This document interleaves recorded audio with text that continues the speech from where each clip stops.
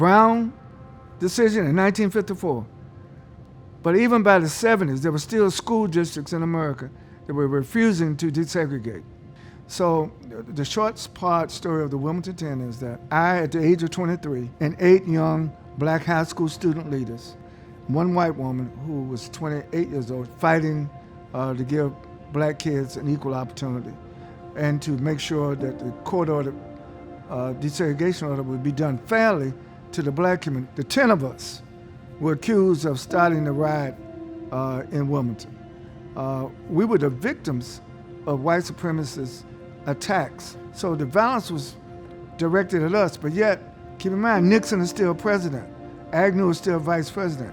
And Nixon became president in the wake of Dr. King's assassination, running on what? Law and order. Law and order.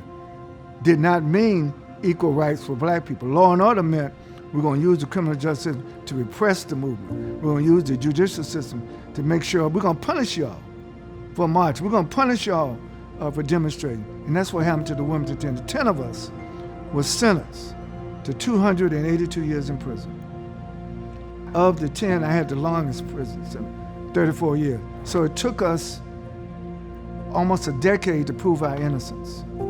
Because for many black people in America, you're guilty till you prove your innocence. And such was the case with the Wilmington 10. We became political prisoners. What I want to point out, one of the young kids that we were fighting for to make sure they get equal chance at school was named Michael Jordan. Turned out to be a pretty good basketball player.